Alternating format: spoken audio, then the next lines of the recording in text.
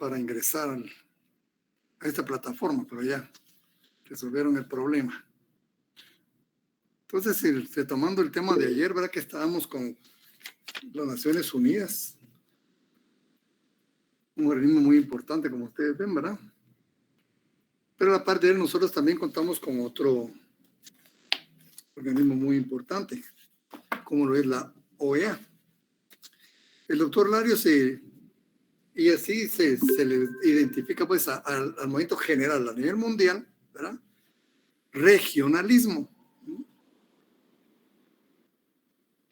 Estos son dentro de los organismos de carácter regional más importantes existentes hoy. Tenemos a la propia Organización de los Estados Americanos para nuestro continente.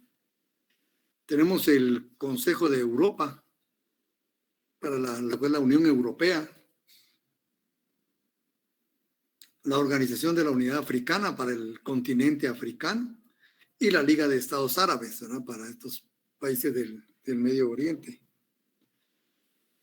Ahora, nuestro propio movimiento ya en sí, ¿verdad? Que a nivel general pues se llama regionalismo, pero ya nuestro movimiento propiamente dicho en el ámbito americano se llama panamericanismo, ¿verdad? Panamericanismo. El doctor Larios aquí nos indica, dice, la Organización de los Estados Americanos es el punto final de un largo camino.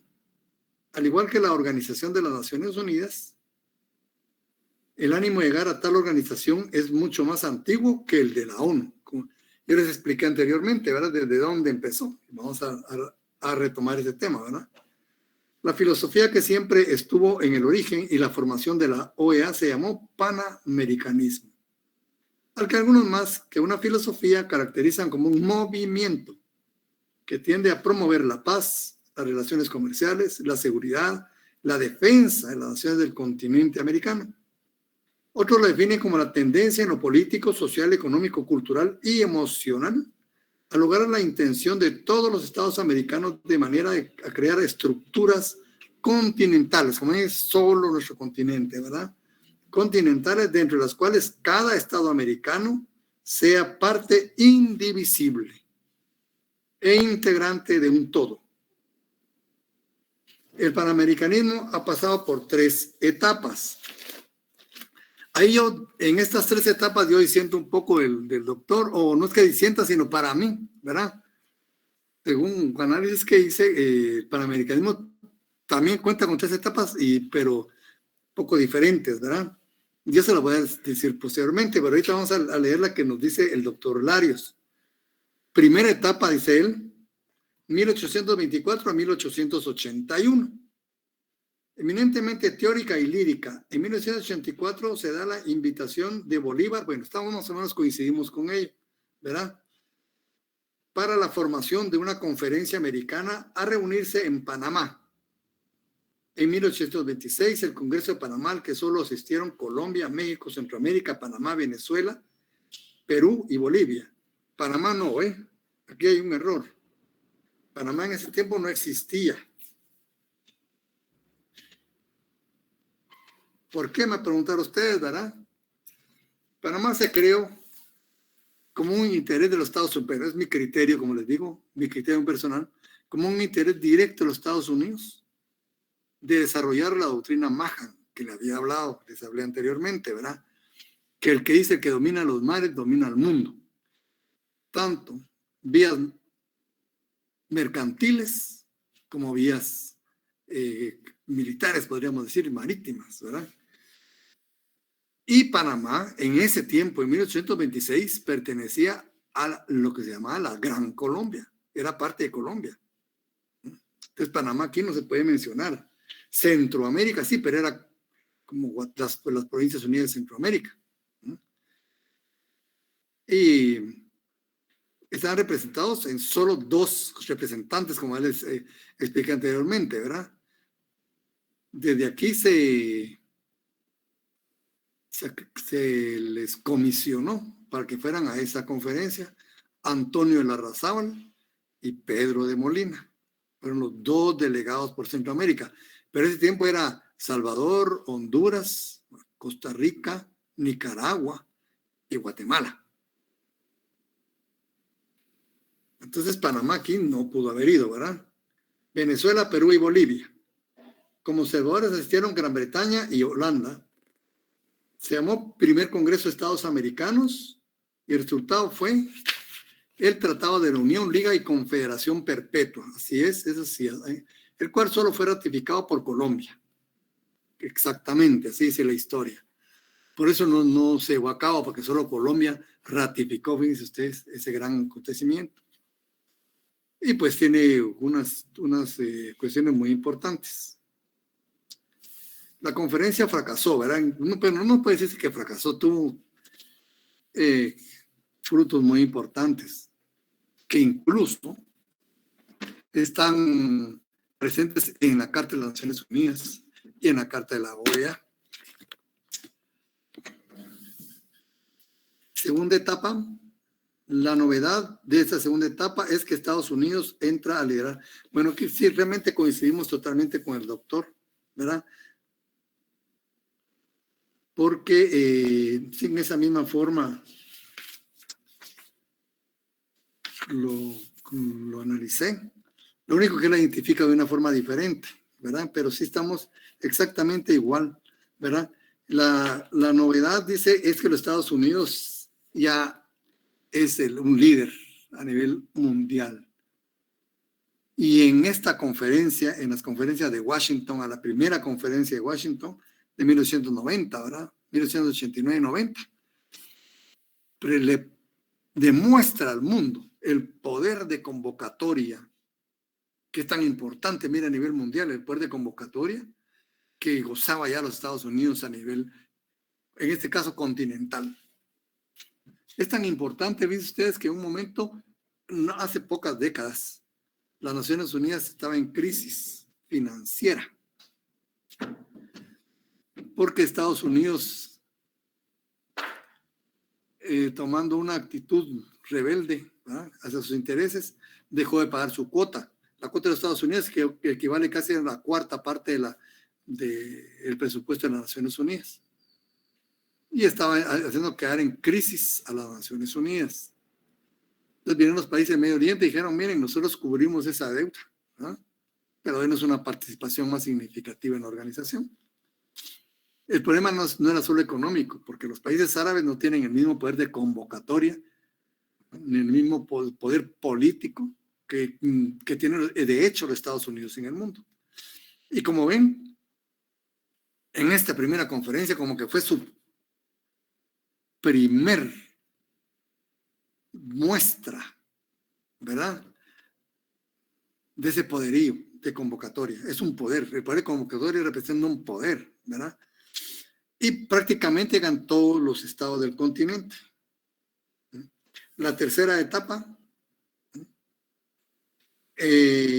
aquí es donde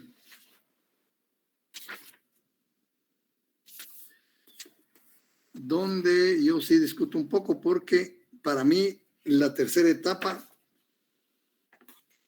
es la de 1948, ¿verdad?, cuando se crea la OEA. Porque de la OEA para atrás fueron todas las conferencias interamericanas, producto directo de la conferencia de Washington, ¿verdad? Seguía lo mismo. En cambio, el doctor Larios la señala desde 1928, fíjese. Que no sé qué acontecimiento hubo. Y el acontecimiento importante que señalo para la tercera etapa es la creación de la OEA, ¿verdad? Ahí. Pero, como les digo, ustedes pueden analizar y ver. Entonces, el panamericanismo empieza desde ahí, ¿verdad? Entonces, esa es la primera etapa, es eminentemente teórica. Como les digo, borremos a Panamá de ahí, de la primera conferencia, porque Panamá no existía en 1828, hasta 1900, creo por 1903, algo por ahí, ya con el apoyo de los Estados Unidos. Creo que fue un movimiento de panameños, ¿verdad?, pero sí estaba muy directamente involucrado los Estados Unidos. El primer Congreso americano, acuérdense, los que le mencioné, la Carta de Jamaica de 1815, en qué momento histórico lo realizó Simón Bolívar, ¿verdad?, como una respuesta a la creación de la Santa Alianza en Europa de 1815 precisamente, donde las potencias europeas se reúnen para intentar, dentro de muchas otras cosas, intentar retomar sus antiguas colonias en América, ¿verdad?, que habían logrado mucha su independencia.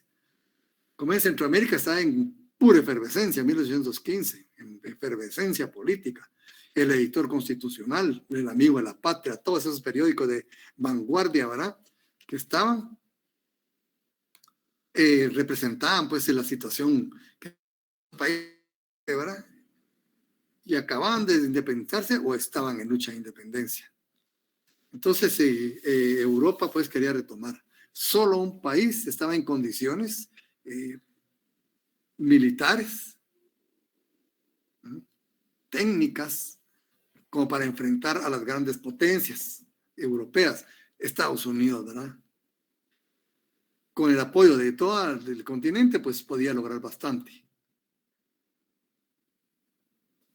Pero Bolívar urgió diciendo que solo unidos podríamos librarnos de que retomara el poder Europa. Y es cuando convoca al Congreso de Panamá, ahí es donde empieza el panamericanismo, ¿verdad? Y como ven, todos los países que llegaron, todos los países que hicieron presentes ahí, ¿verdad?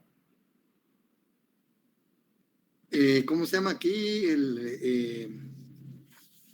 Claro, el mapa geográfico era un poco diferente, ¿verdad? Colombia era mucho más grande, tenía otros países, ¿verdad? Ustedes ya lo saben. Centroamérica también, ¿verdad? 5 países, y así, el mapa era diferente. Otros no llegaron por cuestiones de trámites burocráticos, por situación de malas carreteras, pero la intención era que una convocatoria bastante grande. Se realiza el Congreso, y habían pasado muchas vicisitudes, como ustedes ven. El delegado de uno de los países de Sudamérica, ahorita no lo tengo presente, tardó 74 días. 74 días para llegar a Panamá. Era una odisea, ¿verdad ustedes? Pero se logró, ¿verdad? Se logró reunir, se lograron hacer las conferencias y se logró por lo menos redactar y crear un documento y firmar un documento. Ahora, que los estados no hayan ratificado, ya es otra cuestión. Entonces, posteriormente, en la segunda etapa, lo que aquí dice el doctor Carlos Larios, ¿eh?, que es precisamente la conferencia, cuando Estados Unidos convoca a la primera conferencia interamericana en 1889-1990, se va celebrando, ¿verdad? El enfoque que le dio Estados Unidos fue mayormente económico, aduaneros, cuestiones aduaneras. Estaba creciendo Estados Unidos, ¿verdad? La producción de algodón basado en el sistema esclavista lograba casi una demanda mundial en aquel tiempo. Imagínense qué cantidad de producción. Era enorme, ya Estados Unidos ya era grandísimo, ¿verdad? Y la industria de apoyo que le llamaron, industria de apoyo, ¿ves? Es que ellos siempre se enfocaron ellos todos se ayudaron a hacer crecer el país. Industria de apoyo, aquella industria que ayudaba a desarrollar, a perfeccionar y a cimentar, ¿verdad?, la sociedad de los Estados Unidos en el territorio.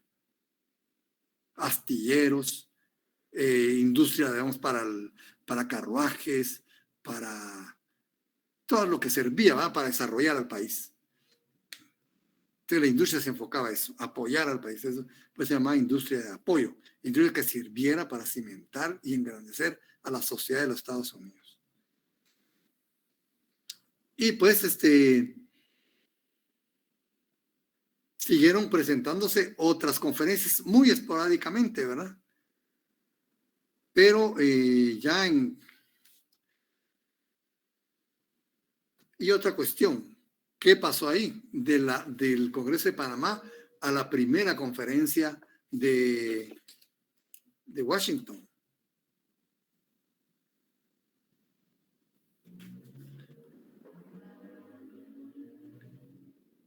¿Qué acontecimiento importante pasó ahí? En ese ínterin de 1826 a 1889, acuérdense ustedes que se desarrolló la guerra de secesión, la guerra civil de los Estados Unidos. Fue grandísima, una guerra enorme. Ahí murieron más de 1 millón de personas, fíjense, en la guerra. Entonces, explicándoles un poco esto, porque es importante tener el contexto, ¿verdad?, del nacimiento. Las colonias de los Estados Unidos siempre se basaban en la teoría del equilibrio, ¿verdad?, internacional, acuérdense ustedes. Y el equilibrio de ellos era igual número de representantes en las asambleas. Y se fue dividiendo los Estados Unidos en un Estados Unidos procapitalista que tendía al capitalismo, a la modernización, ¿verdad?, de la producción de los Estados Unidos, y otro que era esclavista, ¿verdad? Esclavista. Y pasaron 2 acontecimientos trascendentales. Entonces, los estados esclavistas del sur abogaban por un Estados Unidos confederado. ¿Qué quiere decir confederación? Unión de estados, ¿verdad?, totalmente independientes, donde iban a compartir cuestiones mínimas de soberanía, ¿verdad? Un ejemplo tal vez de confederación sería como la Unión Europea. Ustedes ven, cada país tiene su existencia propia, su manifestación propia, ¿verdad? Su representación propia a lo internacional, su propia moneda. Bueno, ya unieron parte de la moneda, ¿verdad?, el euro.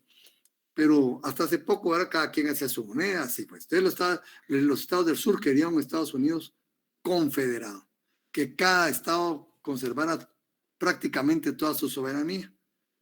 Mientras que los estados del sur, los del norte, abogaban por la federación, por un gobierno federal. Y empezaron, pues, que tenía muchas ventajas, ¿verdad? Hay un libro muy importante que se llama El Federalista, escrito por Alexander Hamilton, creo que está Jefferson, uno de ellos, y otro, ¿verdad?, de los padres fundadores de la patria, explicando las ventajas de la federación. Es interesante ese libro, interesante. Esa gente sí sabía lo que estaban haciendo ustedes, muy preparados, muy estudiados, y ahí pues explican por qué, ¿verdad?, la unión de los países en forma federal tenía mucho más ventajas que la confederada. Pero como ustedes saben, llegaron a un punto álgido y estalló la guerra. El norte contra el sur, los confederados contra los unionistas, que le llaman, porque la federación unía más. ¿Y qué tiene de importante esto? Que previo a ello, fíjense, previo a ello, en los albores de esa confrontación, el Partido Esclavista del Sur quiso romper el equilibrio dentro de la Unión Americana. ¿Y qué hizo? Armó a un hombre, ¿va?, William Walker, y lo tiró para el sur, ¿va?, primeramente a México, y no logró nada. Después a Centroamérica. Aquí se hizo estragos ustedes. Nicaragua. Fue presidente de Nicaragua, William Walker.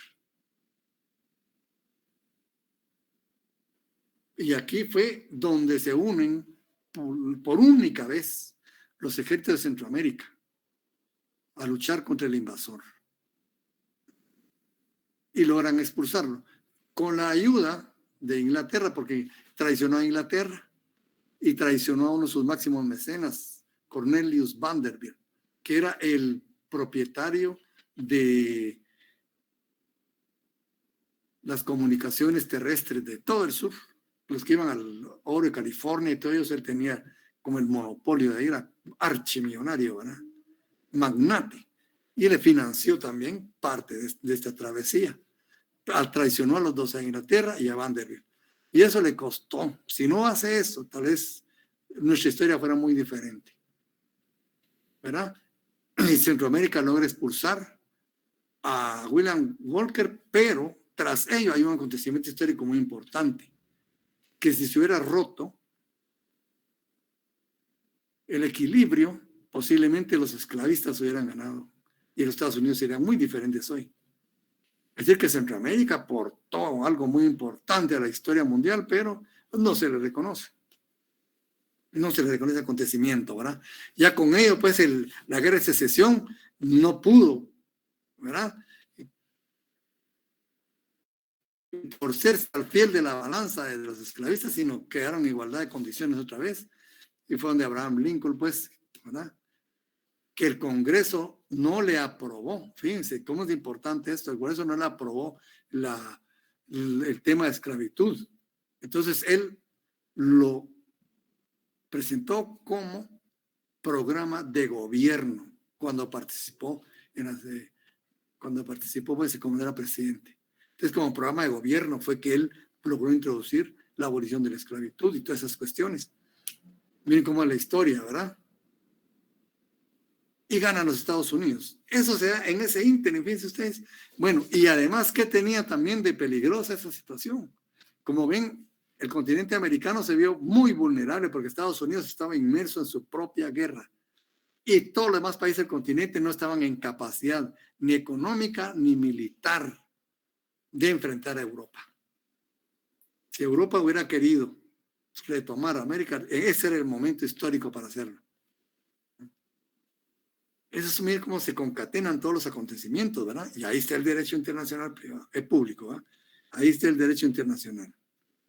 Entonces, Walker y la guerra de secesión fueron dos acontecimientos importantísimos que se dieron desde el Congreso de Panamá hacia la primera conferencia de Washington en 1989. Porque Estados Unidos, pues al terminar la guerra, se consolida como una nación grande, ¿verdad? Ustedes, muy grande. Y ya descansado de esos albores, ¿verdad? Convoca y se reúnen en Washington. Podríamos decir que llegaron todos los países del continente. Es donde se inician las conferencias interamericanas, ¿verdad? La primera conferencia en Washington, convocada por los Estados Unidos, su objeto principalmente comercial. Entonces dice que se crea la Unión Internacional de las Repúblicas Americanas para la pronta compilación de datos sobre comercio. Miren el enfoque que dio los Estados Unidos, ¿verdad? Sí, es cierto, dice que es el criterio que aquí se institucionaliza ya para el panamericanismo, ¿no? Pero para mí el sistema interamericano. Pero sí, ya, y los albores ya venían, ¿verdad? Las ideas ya venían. Otros dicen que hasta la novena conferencia, ¿verdad? Que no es conferencia de la OEA. Posteriormente, se dieron 9 conferencias, 12 conferencias se dieron, ¿verdad? La segunda conferencia fue en México en 1902, como ven, casi con el Canal de Panamá. Tercera conferencia en Río de Janeiro, 1906. Cuarta conferencia en Buenos Aires en 1910. Quinta conferencia en Santiago de Chile en 1923. Miren, ahí hubo mucho tiempo, 13 años. Bueno, es ustedes que por ahí se dio la Revolución Mexicana en 1810, ¿verdad? La Revolución Bolchevique en Europa, casi, ¿verdad? 1917. Empieza también el movimiento obrero en los 20 y la mafia angloamericana, que también influyó mucho en el comportamiento mundial. La sexta conferencia en 1928.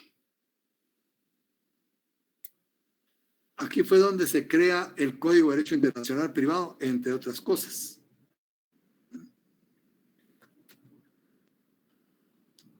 Bueno, como ven, el panamericanismo no para, pero tampoco se transforma profundamente, ¿verdad? Era una conferencia, no era una organización internacional, era una conferencia que se reunía. Y bajo la égide de los Estados Unidos. Entonces, estalla la Segunda Guerra Mundial. Miren ustedes, esas son las influencias, ¿verdad? Porque también perdón, en 1914 estalla la Primera Guerra Mundial, hasta 1919, ¿verdad? Ahí miren que solo del 23 ya se hizo, de 1910 a 1923, ¿verdad?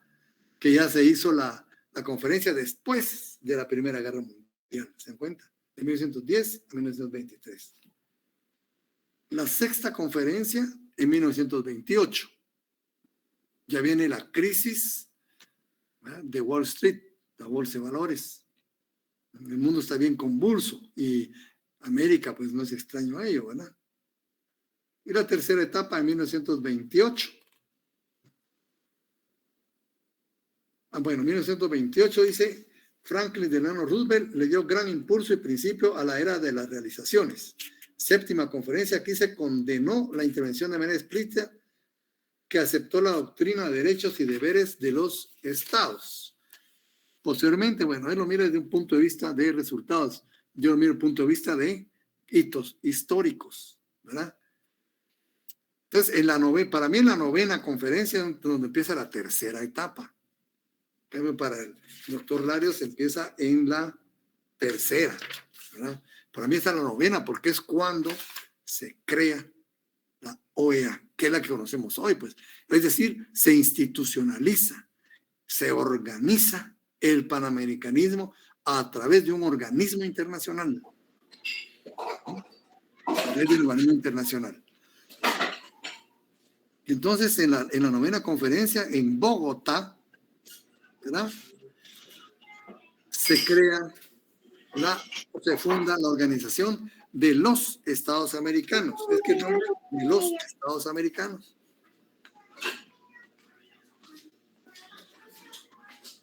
De los Estados Americanos, ¿verdad? Ese micrófono.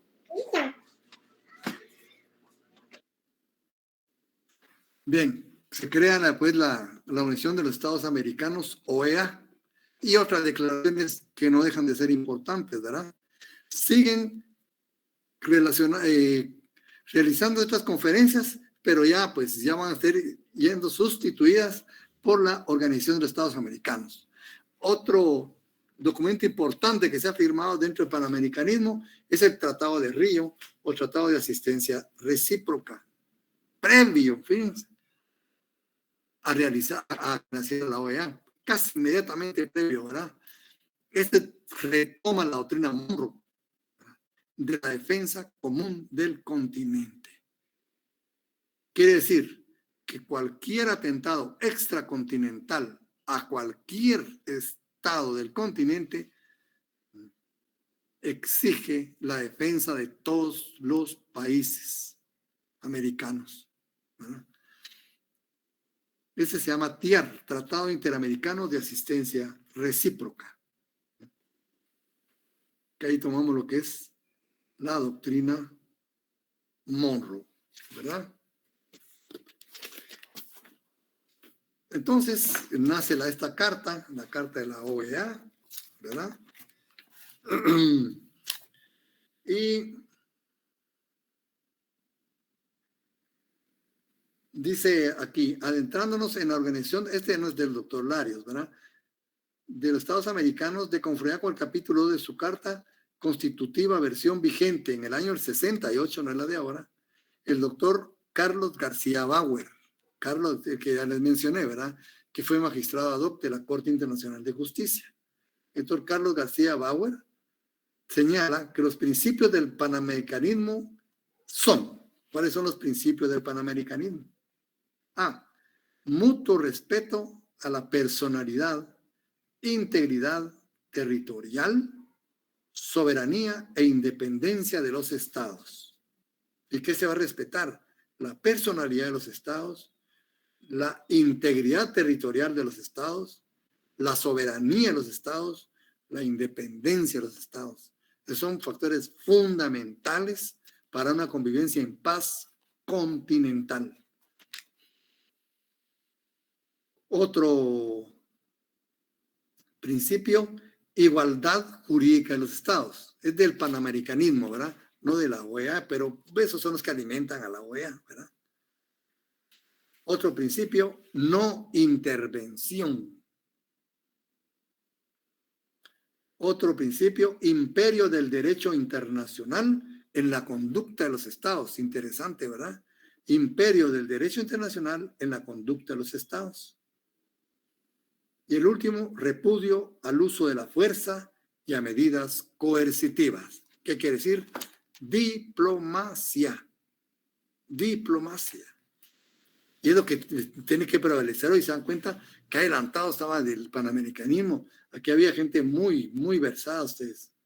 Esto es lo que tiene que prevalecer hoy, precisamente en este acontecimiento de Rusia-Ucrania. Diplomacia. Ya el panamericanismo venía gritándolo desde el siglo XIX.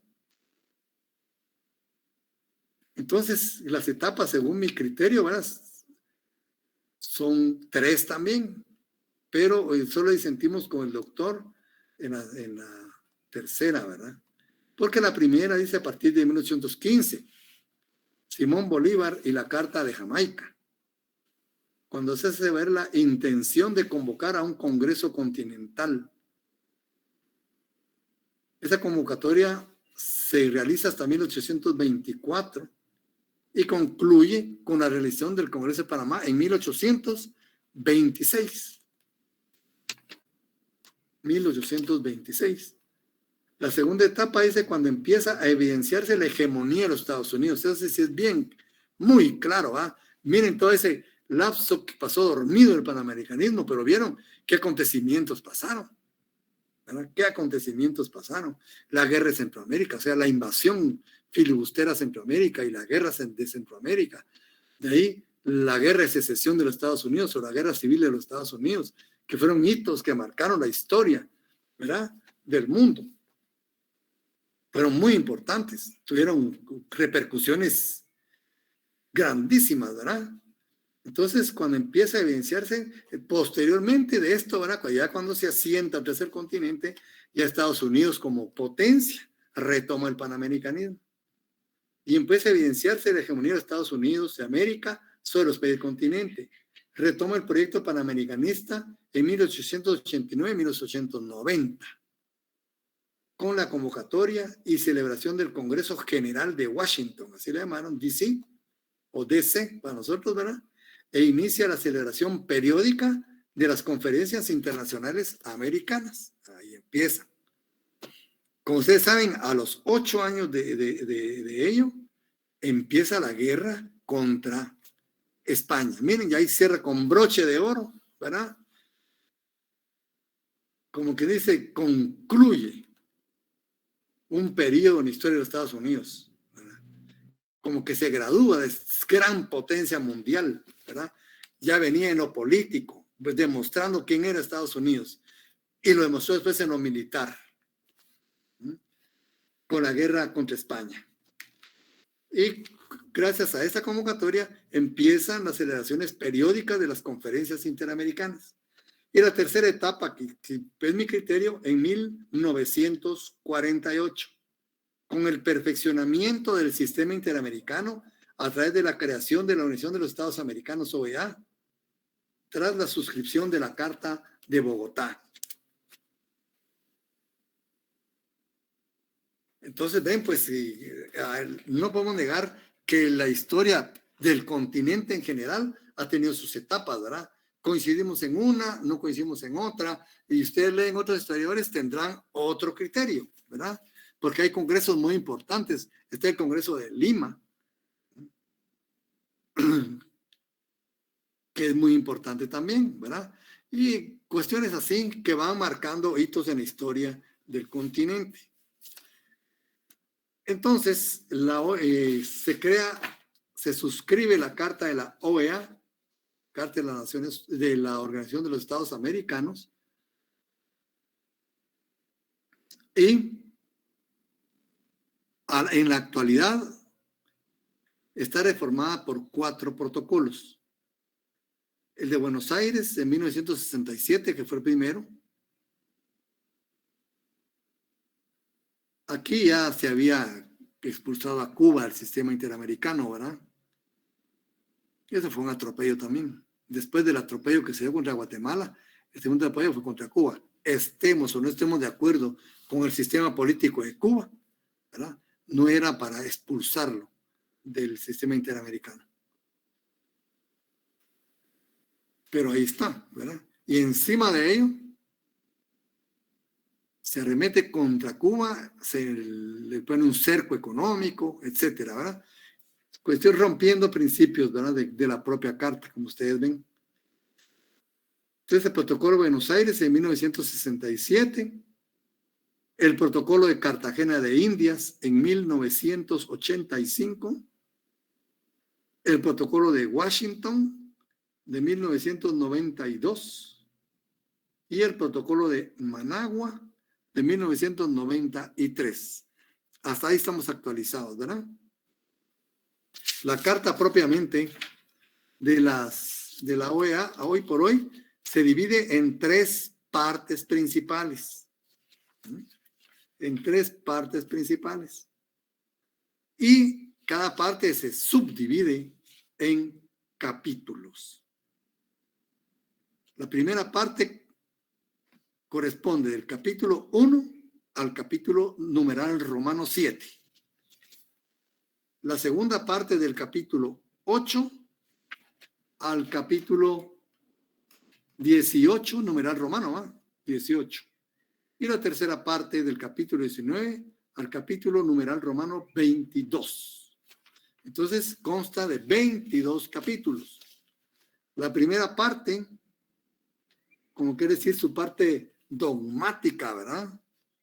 Si lo queremos ver de esa forma, comprende su naturaleza, sus principios, sus miembros, derechos y deberes fundamentales de los estados. Es un capítulo muy importante esta carta, que incluso no lo tiene ni las Naciones Unidas, ¿verdad? Lo tiene inmerso, ¿verdad? En todo su andamiaje, pero la carta de la OEA lo tiene ordenado, ¿no? Destacado en un capítulo, derechos y deberes fundamentales, no son totales, hay otros más. Solución pacífica a controversias, seguridad colectiva, aquí está la doctrina Monroe. Continuamos con la doctrina Monroe nosotros, seguridad colectiva, que no se les olvide, ¿eh? Si lo tienen ahí, pónganlo a la par. Doctrina Monroe, ¿verdad?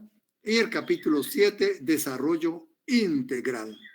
Bien, las manifestaciones filosóficas, políticas, ¿verdad? Ideales que tiene el continente en sí. La segunda parte, ya podríamos ver como la parte, sí, organizativa, ¿no?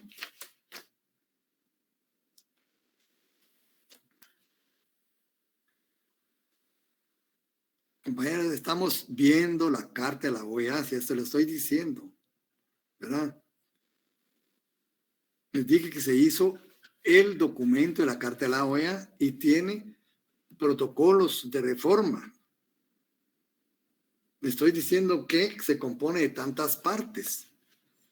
Yo sé cómo se pierden ustedes cuando estoy diciendo claramente, pues, qué documento tengo en las manos. Te pongamos un poco más de atención, compañeros. Entonces, la segunda parte, pues, ya viene la parte orgánica, ¿no? Y habla de sus órganos, ¿verdad? Va desarrollando cada órgano la Asamblea General, reunión de consulta del Ministro de Relaciones Exteriores, que son 2 órganos anteriores, ¿verdad? Los consejos de la organización, aquí sí cambian bastante, los consejos. El Consejo Permanente, el Consejo Interamericano para el Desarrollo Integral y el Comité, bueno, esos son los 2 consejos. Después de los consejos viene el Comité Jurídico Interamericano, muy importante, hay gente muy versada ahí. Comisión Interamericana de Derechos Humanos, esta la conocen ustedes perfectamente, ¿verdad? La Comisión Interamericana de Derechos Humanos, la Secretaría General, las conferencias especializadas y los organismos especializados. Entonces viene la tercera parte, ¿verdad? Disposiciones varias, lo que respecta con Naciones Unidas, disposiciones, dice, ratificación y vigencia y disposiciones transitorias. 22 capítulos, ¿verdad? Entonces, su preámbulo habla. Es importante que veamos el preámbulo para que veamos qué de todo ese bagaje histórico, ¿verdad?, puede hacer referencia el preámbulo. En nombre de los pueblos de los estados representados en la 9ª Conferencia Internacional Americana, 1948, sabemos, ¿verdad? Ese es en 1948. Convencidos de que la misión histórica de América, estamos hablando del continente, es ofrecer al hombre una tierra de libertad y un ámbito favorable para el desarrollo de su personalidad y la realización de sus justas aspiraciones. Las Naciones Unidas se llama más por la guerra, ¿verdad? ¿Se acuerdan?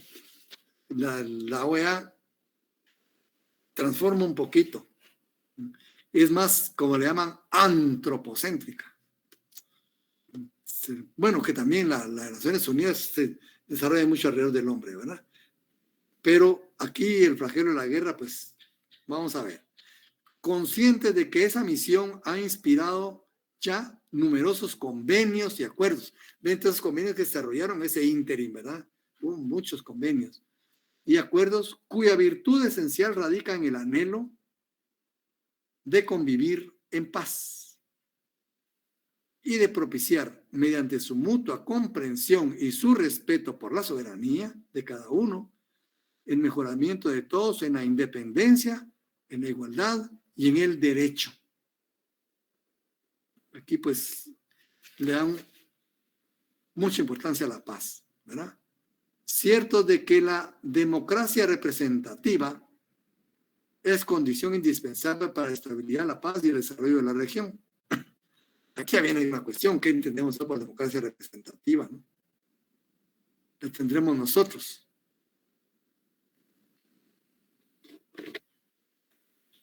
Seguros de que el sentido genuino de la solidaridad americana y de la buena vecindad no puede ser otro que el de consolidar en este continente, como ven, eminentemente continental, ¿verdad?, dentro del marco de las instituciones democráticas, un régimen de libertad individual y de justicia social, fundado en el respeto a los derechos esenciales del hombre. Aquí, como saben, estábamos en plena Guerra Fría, ¿verdad? Trataba de alejarse lo más posible una idea hacia el socialismo, hacia el comunismo. Porque ya, como saben ustedes, ya en los Estados Unidos ya dominaban mucho pues en este continente. Persuadidos de que el bienestar de todos ellos, así como su contribución al progreso y la civilización del mundo, habrá de requerir cada día más una intensa cooperación continental. Alianza para el Progreso, todas esas cuestiones, ¿verdad?, nacen dentro de esta égida, dentro de esta idea panamericanista, ¿verdad? Convencidos de que la organización jurídica es una condición necesaria para asegurar la paz, fundadas en el orden moral y en la justicia. Organización jurídica, fíjense. De acuerdo con la resolución 9 de la Conferencia sobre Problemas de Guerra y Paz, reunida en la Ciudad de México, han convenido en suscribir la siguiente Carta de Organización de los Estados Americanos. O sea, antes, ¿verdad?, ya se había celebrado, ya se había dictado una resolución en una reunión en México, ¿verdad? Bueno, naturaleza y propósitos. Los Estados americanos consagran en esta carta la organización internacional que han desarrollado para lograr un orden de paz y de justicia. Ahí estaba inmerso la idea de la guerra, no guerra, ¿verdad? Fomentar su solidaridad, robustecer su colaboración y defender su soberanía, su integridad territorial y su independencia. Acuérdense ustedes, ¿verdad?, la Santa Alianza todavía no era tan alejado pensar, ¿verdad?, en una agresión extracontinental. Dentro de las Naciones Unidas, la Organización de los Estados Americanos constituye un órgano regional, nada más, pero no tiene relación de jerarquía. La Organización de los Estados Americanos no tiene más facultades que aquellas que expresamente le confiere la presente carta. Ninguna de cuyas disposiciones la autoriza a intervenir en asuntos de jurisdicción interna de los Estados miembros. No intervención. otro principio fundamental de la OEA, no intervención. ¿Qué propósitos tiene? Pues ya vemos su naturaleza, ¿verdad? Es un organismo regional del sistema de las Naciones Unidas, ¿verdad? No tiene facultad de intervención, sino lo que tiende es a lograr el orden, la paz, la justicia, la solidaridad, colaboración, defensa de la soberanía, integridad territorial e independencia de los países del continente. ¿Cuáles son los propósitos? Afianzar la paz y la seguridad del continente. Ese es el artículo 2. Proponer y consolidar la democracia representativa dentro del respeto al principio de no intervención. Continuamos, ¿verdad? Como ven, alejándose lo más posible de los gobiernos despóticos. Prevenir las posibles causas de dificultades y asegurar la solución pacífica de controversias. Coincide con Naciones Unidas. Organizar la acción solidaria de estos en caso de agresión. Importantísimo. Doctrina Monroe, ahí otra vez, dentro de los principios. Artículo 2, literal D. Otra vez continuamos con la doctrina Monroe, ahí, ¿verdad? Procurar la solución de los problemas políticos, jurídicos y económicos que se susciten entre ellos. Promover por medio de la acción cooperativa su desarrollo económico, social y cultural. Erradicar la pobreza crítica que constituye un obstáculo al pleno desarrollo democrático de los pueblos. Alcanzar una efectiva limitación de armamentos convencionales que permita dedicar el mayor número de recursos al desarrollo económico y social de los estados. Volvemos a otra doctrina, ¿verdad? Wilson. Aquello que decíamos, el armamento, ¿verdad? Justo, nada más, no más allá de lo necesario. Se vuelve a ratificar en la OEA, ¿verdad? Alcanzar una efectiva limitación de armamentos convencionales. No podemos más ir allá de nuestras necesidades en el aspecto militar. Pero también tiene principios. El derecho internacional es norma de conducta de los estados, ¿verdad? Y sus relaciones. No se vincula mucho, ¿verdad? El orden internacional está esencialmente constituido por el respeto a la personalidad, soberanía, independencia de los estados, etc. Ven cómo van proclamando otra vez, casi sobre lo mismo, ¿verdad? La buena fe debe regir las relaciones de los estados entre sí. La solidaridad de los estados americanos a los altos fines con ellas se persiguen, requieren la organización política de los mismos sobre la base del ejercicio efectivo de la democracia representativa. La sombra del comunismo estaba, ¿verdad?, golpeando ya en nuestro continente. Todo estado tiene derecho a elegir sin intervención, la no intervención, importante. F, la eliminación de la pobreza crítica. Aquí vamos al desarrollo social, ¿verdad?, del elemento humano de todo nuestro continente. Los estados americanos condenan la guerra de agresión. La victoria no da derechos. Seguimos retomando las doctrinas, ¿verdad?, proclamadas por los presidentes de los Estados Unidos.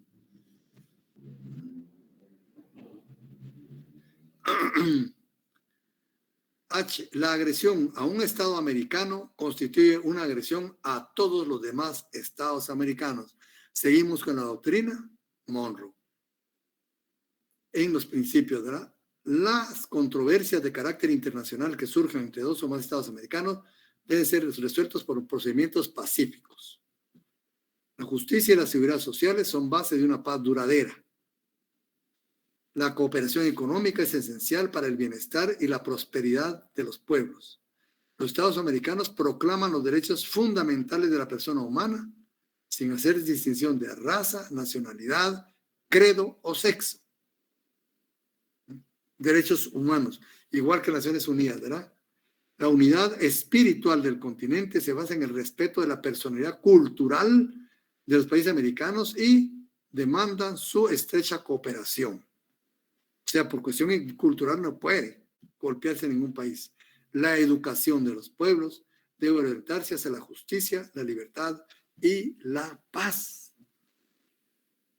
Díganme ustedes si en los programas de educación, yo también soy pedagogo, si en los programas de educación se toman en cuenta los tratados internacionales para orientar la educación de los pueblos, porque la educación de los pueblos debe orientarse hacia la justicia, la libertad y la paz. ¿Hacia dónde orientamos nuestra educación nosotros? Bueno, ahí vienen los miembros. Este también es muy importante. ¿Ves? ¿Quiénes son los miembros de la OEA? ¿Verdad? Son miembros de la organización todos los estados americanos que ratifiquen la presente carta. Son miembros de la organización todos los estados americanos que ratifiquen la presente carta. Así es diferente los estados a la carta de la ONU, ¿verdad? Aquí nos están diciendo que solo los países de América, ¿verdad? Y bueno, termina aquí pues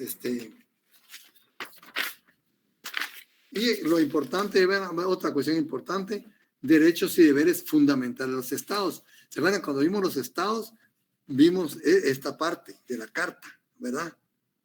Vimos esta parte de la carta. ¿Qué significaba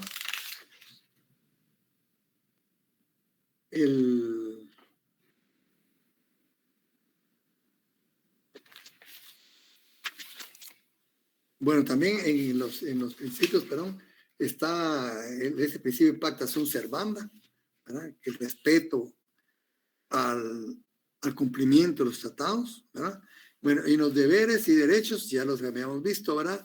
Los estados son jurídicamente iguales, disfrutan de iguales derechos, ¿no? La igualdad es un derecho a la igualdad, artículo 10. El artículo 11 ya dice, tiene el deber, ya es un deber, ¿verdad? Respetar los derechos de que disfrutan los demás estados. Entonces los derechos son un deber y un derecho a la vez, ¿verdad? Derecho que se respeten mis derechos como estado y obligación o deber de respetar los derechos de los demás. Los derechos fundamentales, ¿sí? Perdone, ¿y qué entiende usted por el artículo 12? Los derechos fundamentales de los estados no son susceptibles de menoscabo en forma alguna. Sí, en ese sentido, digamos, ya tenemos estos derechos fundamentales que estamos viendo, la igualdad, ¿verdad? La existencia política del Estado, derechos de jurisdicción, a su identidad, ¿verdad? Todos esos derechos son inviolables. No hay ninguna justificación de violarlos, ¿verdad? Entonces dice, no son susceptibles de menoscabo de ninguna forma. O sea, no puede justificarse en ninguna forma violentar algún derecho de los estados, ¿verdad? Sí, son inviolables. Gracias. Bueno, bien, entonces dice, los derechos fundamentales de los estados no son susceptibles de menoscabo en forma alguna, ya sea por deuda, por cualquier cuestión, ¿verdad? No puede haber ninguna justificación para atropellar ningún derecho de los estados. Y el artículo 13, como eso ya lo habíamos visto antes, ¿verdad? Dice, la existencia política del Estado es independiente de su reconocimiento por los demás estados. Es decir, que el reconocimiento no es requisito para que exista un Estado. ¿Cuáles son los requisitos para que exista el Estado? La reunión de sus elementos esenciales, ¿verdad? Territorio, población y soberanía. Nada más. Por lo tanto, y eso lo vamos a volver a decir, el reconocimiento de los estados es un acto declarativo. No es un acto constitutivo. Es un acto declarativo. Entonces, la existencia del Estado es independientemente que se le reconozca. Ahora, su reconocimiento ya le abre una brecha, eso sí, de nuevos deberes, ¿verdad? Y derechos, pero no su propia existencia. El artículo 14 dice, el reconocimiento implica que el Estado que lo otorga acepta la personalidad del nuevo Estado con todos, miren, con todos los derechos y deberes que para uno y otro determina el derecho internacional. O sea, si usted lo va a reconocer, va a ser bajo ninguna condición, ¿verdad? De ese sentido. El derecho que tiene el Estado de proteger y desarrollar su existencia no le autoriza a ejecutar actos injustos contra otro Estado, ¿verdad? Derechos a proteger y desarrollar su existencia. Proteger, fíjense, aquí es el derecho de defensa, ¿no? Ese no se puede vulnerar. La jurisdicción de los estados en los límites del territorio nacional se ejerce igualmente sobre todos los habitantes. Derecho a ejercer jurisdicción. Porque nosotros, ustedes ya bien saben, pues, como estudiantes de último año, que la jurisdicción es una manifestación de la soberanía del Estado. ¿Ah? Y eso no se puede vulnerar bajo ningún concepto. Cada Estado tiene el derecho a desenvolver libre y espontáneamente su vida cultural, política, económica, etcétera, ¿verdad? Entonces tiene derecho a su propia identidad. Nosotros no podemos ser a ningún país como queramos nosotros, ¿verdad? Ni ningún país puede venir a Guatemala a vulnerar nuestra identidad. Tenemos una identidad como guatemaltecos y esa debe ser respetado, ¿verdad? Y nuestro país, pues, que nos cobija, ¿verdad? Se manifiesta a través de nosotros, a través de nuestras propias manifestaciones culturales.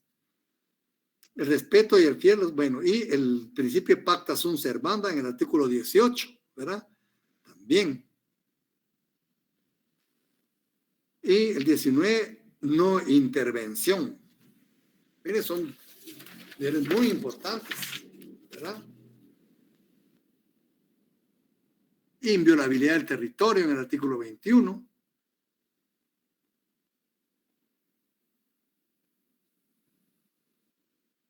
Las medidas que de acuerdo con los tratados vigentes se adopten para el mantenimiento de la paz y la seguridad no constituyen violación, es decir, para el mantenimiento, para el resguardo de valores supremos internacionales como la estabilidad y la paz, que tanto nos dicen las Naciones Unidas, ¿verdad?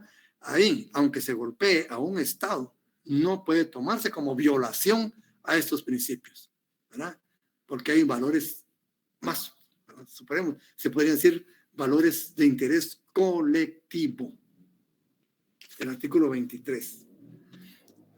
Y después viene la solución pacífica de controversias. Y vemos que las Naciones Unidas, la Carta de Naciones Unidas nos dice, nos enumera algunas formas o procedimientos de solución de conflictos. Pero también la OEA, ¿verdad? En su artículo 25 nos dice la negociación directa, los buenos oficios, la mediación, la investigación, la conciliación, procedimiento judicial, el arbitraje y los que acuerden, ¿verdad? En cualquier momento las partes. Como en un tema de investigación a nivel internacional estuvo en el caso de Irán, ¿verdad? De los Estados Unidos. Se hizo un consejo que investigó, ¿verdad? La denuncia que había hecho los Estados Unidos, que porque había atacado, ¿verdad? Y era porque estaban construyendo, dice, armas de destrucción masiva. No encontraron nada ustedes. Y ya no se supo nada, ¿verdad? Pero sí, estos medios sí se han dado y se dan, ¿verdad? Cuando entre dos o más estados americanos se suscite una controversia que en opinión de uno de ellos no pueda ser resuelta por los medios diplomáticos usuales, las partes deberán convenir en cualquier otro procedimiento pacífico que les permita llegar a una solución. Bueno, de ahí en el capítulo 6 ya miren lo que es seguridad colectiva. Continuamos con la doctrina Monroe, ¿verdad? Y viene el desarrollo integral y el aspecto propiamente social, que le dedican bastante espacio, miren ustedes, bastante espacio dedican a la carta.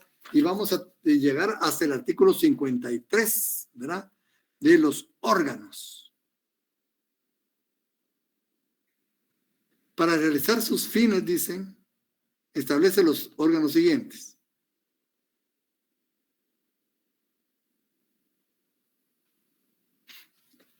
solo dos, no les dice qué calidad, pero abajo habla de órganos subsidiarios. Fíjense. Entonces se podría tomar como qué tipo de órganos.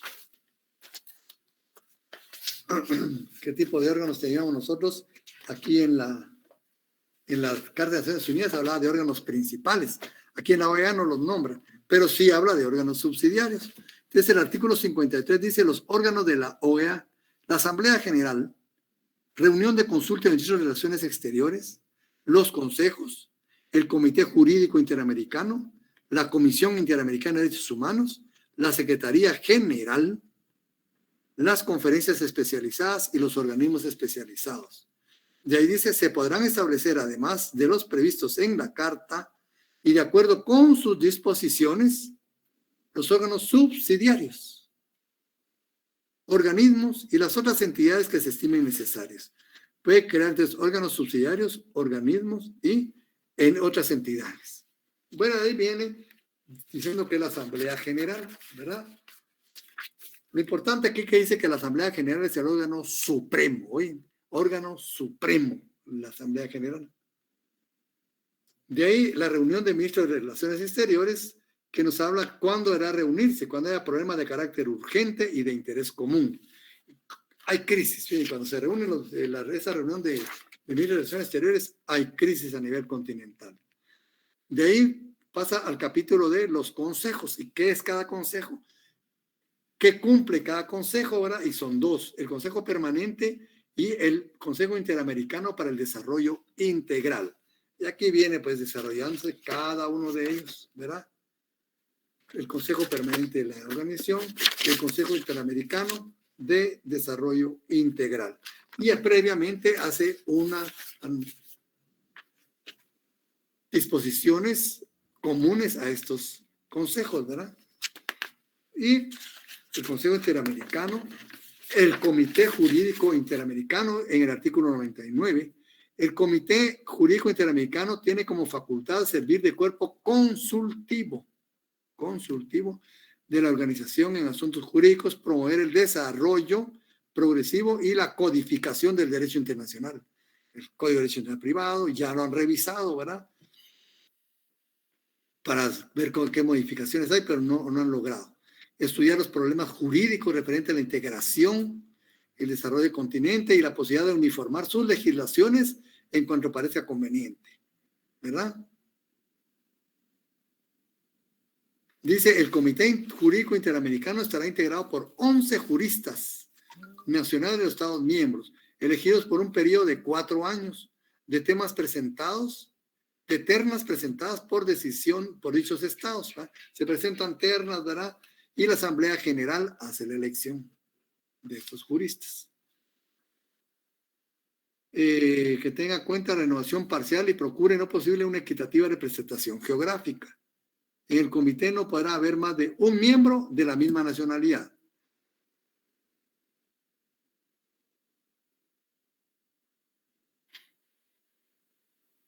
Bueno, la Comisión Interamericana de Derechos Humanos, esa sí la conocen ustedes bien, ¿verdad? Habrá una Comisión Interamericana de Derechos Humanos, artículo 106, que tendrá como función principal la de promover la observancia y la defensa de los derechos humanos y de servir como órgano consultivo de la organización. 2 funciones, como ven, ¿verdad? 2 funciones. Una propiamente, podemos decir, como bueno, de defensa y promoción de derechos humanos, y la segunda de consulta, ¿verdad? De derechos humanos. De ahí viene la Secretaría General. Bueno, ya vimos que la Asamblea General está calificada como el órgano supremo. Y por su parte, la Secretaría General está calificada como el órgano central y permanente. Fíjense. Entonces, cuando decimos el órgano central y permanente de la OEA, es la Secretaría General, no la Asamblea General. La Asamblea General es el órgano supremo. Aquí pues tiene todo el desarrollo. De ahí vienen las conferencias especializadas y los organismos especializados. Eso pues ya los organismos especializados ya se crean pues dentro de la propia organización, y hay un La tercera parte empieza con el capítulo dedicado a las Naciones Unidas. ¿Qué dice respecto a las Naciones Unidas? Artículo 131. Ninguna de las estipulaciones de esta carta se interpretará en el sentido de menoscabar los derechos y obligaciones de los Estados miembros de acuerdo con la Carta de las Naciones Unidas. De disposiciones varias, ratificación y vigencia. Y disposiciones transitorias.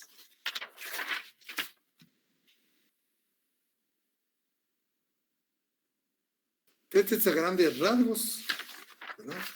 La organización de los Estados Americanos, que ustedes ven, tuvo su derrotero histórico, tuvo su perfeccionamiento a través del tiempo, la participación de los diferentes estados y cómo viene a confluir en el contenido, tanto de preámbulo como de parte dispositiva, ¿verdad? De todo ese ideal que se venía desarrollando a lo largo de las diferentes conferencias, ¿verdad? Dentro de lo que se denomina el panamericanismo. Panamericanismo, ¿verdad? Ya se los había leído, lo que era el panamericanismo según el diccionario de la lengua española. Dice, tendencia a fomentar las relaciones de todo orden, dice, todo orden, eso es importante, ¿verdad?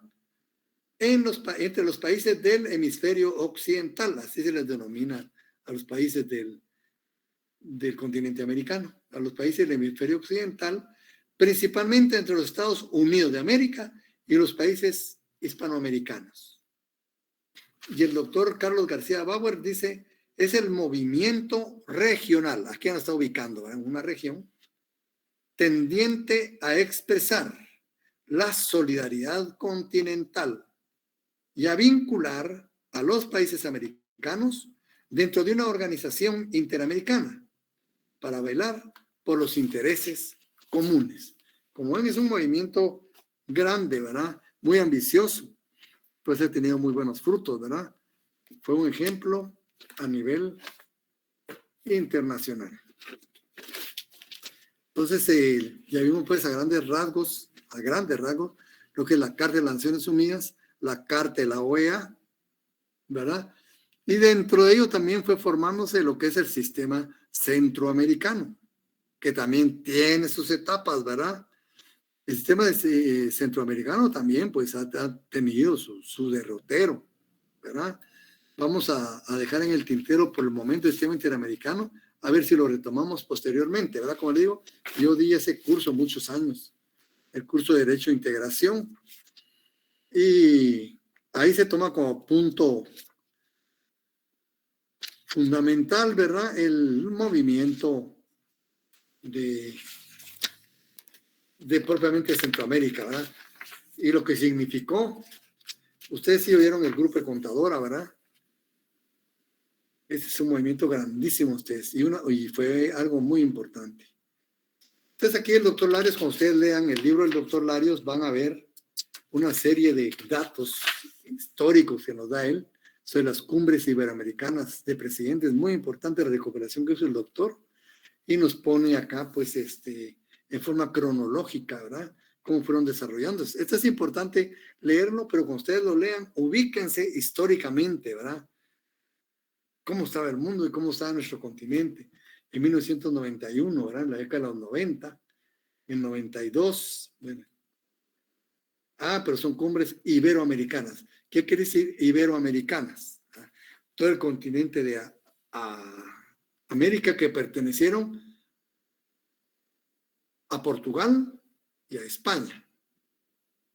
Más Portugal y España propiamente dichos, ¿verdad? Pues ese iberoamericanos, ¿verdad? Y pues una serie de conferencias muy importantes, ¿verdad?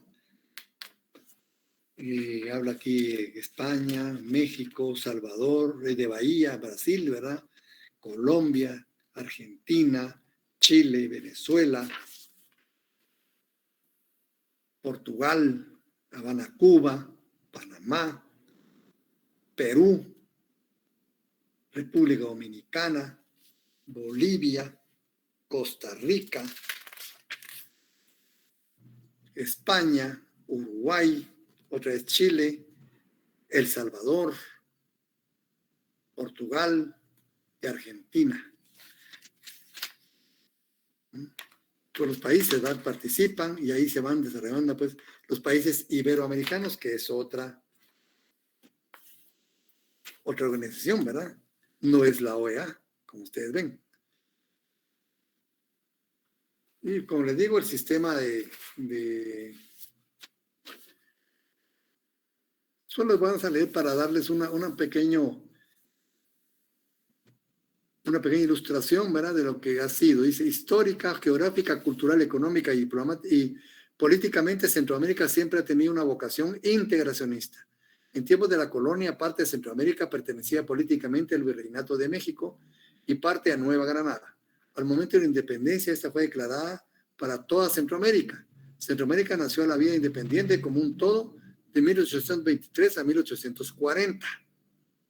Se formó la Federación de Centroamérica, llamada también Provincias Unidas de Centroamérica, formada por Guatemala, Honduras, El Salvador, Costa Rica y Nicaragua. Esta federación tenía su capital en la ciudad de Guatemala y cada una de las provincias tenía un presidente, lo cual aseguraba un alto grado de autonomía. En el año 1834, la capital fue trasladada por Morazán a San Salvador. Y en el año 1838 principió el movimiento secesionista. Y en el año 1839 solamente El Salvador permanecía leal a la federación. Eso es cierto, fin. El Salvador fue el último país. Honduras fue el primero. Y El Salvador el último país que de pronto, cuando vio todo ya desintegrado, ¿verdad? Guatemala siempre intentó tener hegemonía y favoreció los movimientos integracionistas, siendo el último el de Justo Rufino Barrios, quien perdió la vida en la batalla de Chalchuapa el 2 de abril de 1885. Después de esa hazaña, siempre ha quedado en los estados de Centroamérica el anhelo de unión, sin que jamás se haya llegado a cristalizar de manera palpable en el campo político. En el año 1951 se formó la Organización de Estados Centroamericanos, ODECA. Muy importante la ODECA, ustedes. Muy importante la ODECA, ¿verdad? Dice la Organización de Estados Centroamericanos, ODECA, antecedentes, ¿verdad? Y aquí viene pues todo el derrotero, ¿verdad?, histórico de lo que fue la integración centroamericana, ¿verdad? Y la Organización de los Estados Centroamericanos, que fue la ODECA. De ahí viene ustedes oyeron hablar también de la CIECA, ¿verdad?, que forma parte de la integración centroamericana. Bueno, compañeros, terminamos acá y ya vamos a empezar con otros temas, ¿verdad?, que son bastante importantes también para el derecho internacional. Venimos ahí con lo que es la responsabilidad internacional, la no intervención, el derecho internacional humanitario,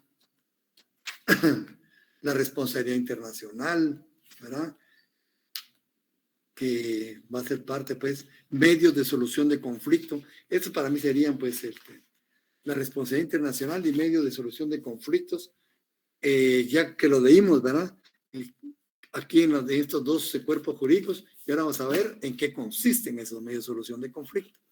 Pero yo les pido, pues, siempre pidiendo milagros, que me lean un poco ustedes y adelanten algo en estos temas que vamos a ver, ¿verdad? Así que les deseo feliz fin de semana y vamos a empezar a prepararnos para el examen final, ¿verdad? Entonces, nos vemos, jóvenes, y primero hasta la otra semana. Gracias, Lick. Feliz noche. Se cuidan, jóvenes.